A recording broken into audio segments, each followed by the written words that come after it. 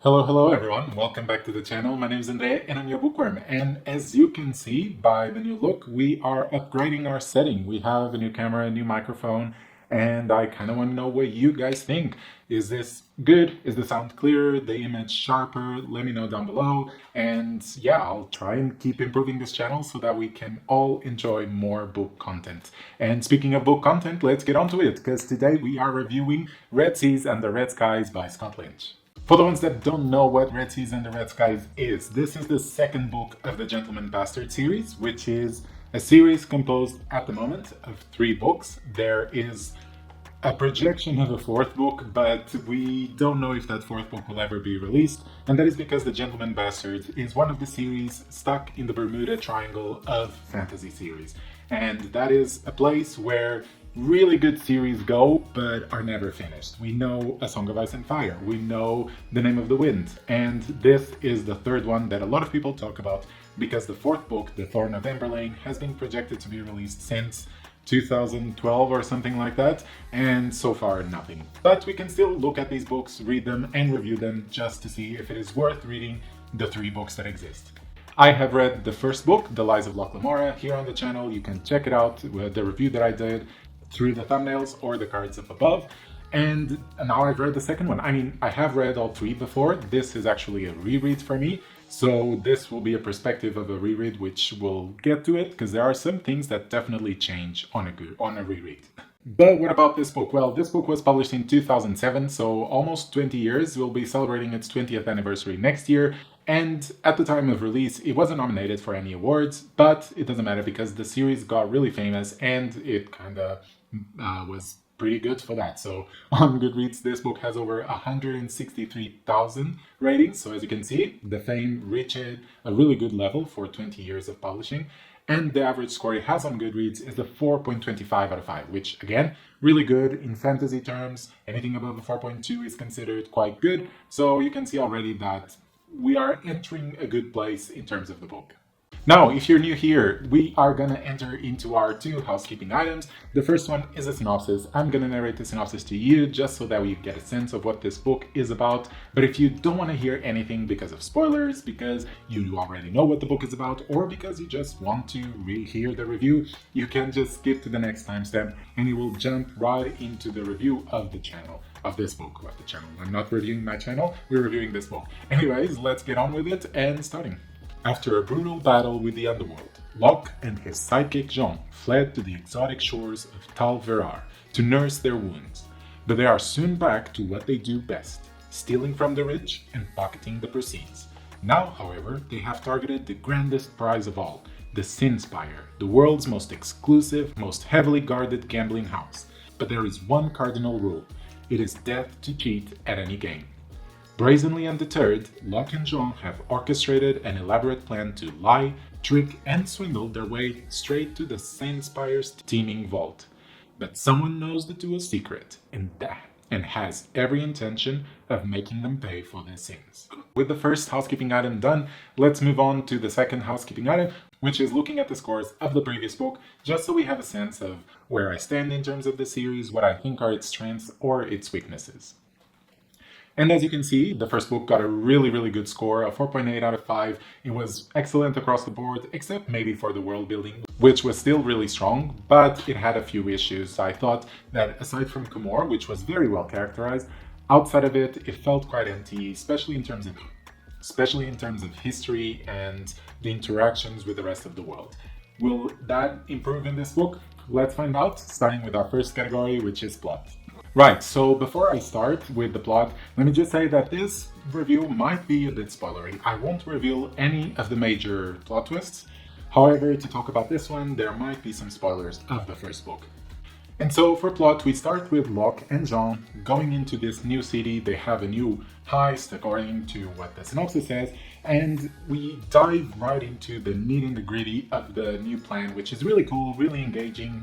And I would say it's really cool to see them progress through the levels of this Sinspire, especially because we don't know what their main goal is, and so finding that out little by little is quite cool and engaging.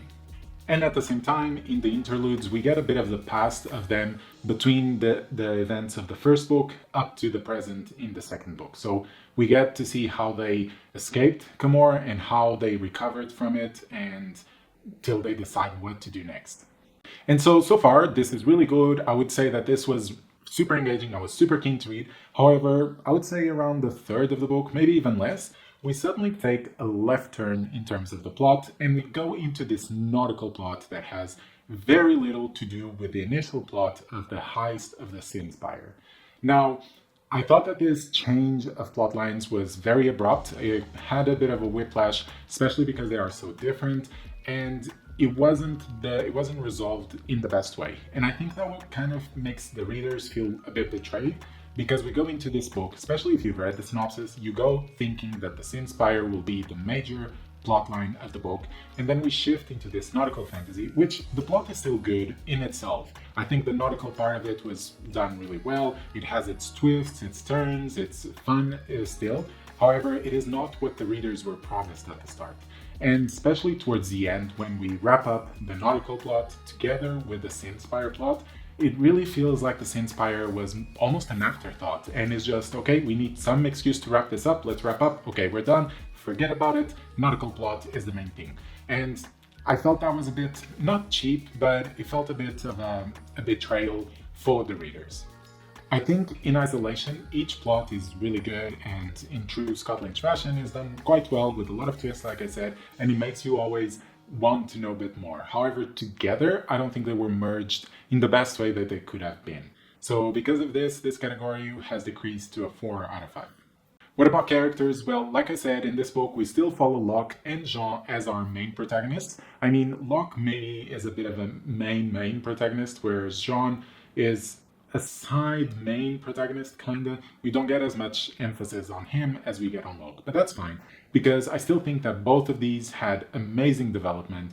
They feel really real, and at the same time, they have this relationship that feels like a character in its own. It has a lot of development, and it becomes a centerpiece for the characters. It's the way they interact, how that relationship grows, especially because it's not a romantic relationship. It's this platonic friendship that exists and that gets stronger, but at the same time suffers a lot of attrition. And because part of the development of these characters is to understand what they are beyond the Camor persona that they were, and try to figure out if they have more wantings that they didn't explore, and how will they grow from this whilst maintaining the friendships that they have. So there's a lot of these struggles that exist that make the friendship grow and develop, which I thought was done really well. Again, Scott Lynch was amazing at developing these relationships while at the same time developing the characters themselves. And of course, if we focus mostly on Locke, I think Locke is an amazing character. He's super funny. At the same time, he can be super annoying and unbearable when he starts complaining or when he feels defeated. But I think that's the beauty of Locke's character, is that no matter how you feel, you will definitely feel something for Locke. Maybe irritation, maybe adoration, maybe just a fondness for him, just like Jean feels this fondness for Locke. And you kind of get those big brother type of vibes from Jean, which is really cute to see. So I think that is the beauty of how Scott Lynch writes characters, is that they can be funny, they can be witty, but at the same time can be endearing. And of course, we still have many other characters that are side, maybe not as relevant, but still play their roles, especially the villains. I thought the villains were quite good, quite distinct from each other. There were some that have this big aura of mystery and danger to them. You never know if you should trust or if they are suddenly going to backstab you. There's always this edge to them, which was really good to keep the tension and the momentum of the story going. So overall, for this category, I'm going to give a 5 out of 5 because I think the characters were just done brilliantly. Moving on to world building, like I mentioned in the previous book, this category wasn't as strong as the rest of them, because we were very stuck in Camor, and although Camor was described quite well, it still didn't have that level that, for example, Terry Pratchett does, or China Miéville does for Unlondon or for Perdido Street Station. It was good, but it needed that extra oomph for it, and I think partially it's because the rest of the world felt quite empty. But at the same time, Camor seemed to have a lot of history, but we didn't actually know much of that history. This book, I think it has improved. We go to a different city. We still have that feel. Telvera is kind of like more, in the sense that we spend a lot of time there. We get to explore quite a bit. But in this book, we also get the nautical aspect of the plot, which makes us travel around, find new places. And because of that, the world doesn't feel as empty. And on top of that, we also get more history between the different countries or lands or kingdoms, whatever they are. And we get a bit of history of the world itself. So I think all of these things combined have improved slightly. I still feel like there's a lot of emptiness to it, which I hope to see it improve in the next book. But overall, I think this category will be a 4 plus out of 5. It's better than the previous one, but it still hasn't hit that 5 out of 5. What about writing style, our second last category? Well, in the previous book, the writing style was amazing, and I think in this book it stayed just as amazing. Scott Lynch has a great prose. He is able to have this wittiness to him, this funny writing, which is also more adult and more crude, and I would say it resembles a tiny bit, very, very tiny, of Terry Pratchett. When I was reading, I was seeing this, how he twists the meanings of words, or how he's guiding you through a sentence, and suddenly that sentence changes the meaning of something, and you're like, whoa, I did not expect that. But it's fun and it's funny at the same time. So I like his prose, and at the same time, it's quite descriptive, which is good. I mean, not too descriptive. It's not Robert Jordan or J.R.R. Tolkien. It's pretty simple, it's good, it gives me enough to imagine how the world will be. And at the same time, pacing, really good. I think there's high levels and low levels throughout the story. I think it could be a bit confounded with the plot, the fact that we have two plots that get this change in gear quite quickly. But I've already deducted the points from the plot, and I don't think the points should be deducted in this category. Because within each plot, I think the pacing is still done quite well. We have, like I said, the highs and lows in the nautical plot, and those are characterized by action, having these battles, which were done really good as well, because we feel this excitement when we go into them. And the lows with more like the development of the friendships, of the characters themselves, whereas the Sinspire plot, there's also highs and lows, but the highs are more that tension of the games and what the heist will be, what is the prize, and the lows would be when characters are chatting a bit more. So pacing, I think, is great. And on top of all of this, we also have the themes explored, which there aren't many, but they were explored at the right amount. I think one of the biggest themes in this book is friendship. And like I said, when characters are thinking about what they want and how their wants might conflict with the friendships that they have, and what do they do when that happens, I think that is explored well. I think there's these struggles, there's this juggling of multiple priorities that you might have, and Scott Lynch was able to weave this seamlessly between the plot and the characters and the world building itself. So I think for writing style, it is a 5 out of 5. And finally, enjoyment, which is our last category. Did I enjoy this book? I did. Did I enjoy it as much as the first one? Maybe not. Did I enjoy it as much as my first reread? Maybe not either. I think my first reread, I was really enthusiastic reading this book, especially because I didn't know what was going to happen. And so when I started this book, I was really excited as well, especially because I remembered partially the Synspire. And in my head, I thought, oh, the Synspire is really cool. It's going to be like half of the book. And then we kind of go into that nautical plot, but it's just a tiny bit. And then we go back to the Synspire. Except my memory was very faulty because it wasn't not like that at all. We have the majority being the nautical plot and very little of the Synspire. So when I read this the first time, I didn't have categories, but I would say that I would have given a 5 for enjoyment. This time around, it was a 5 at the start.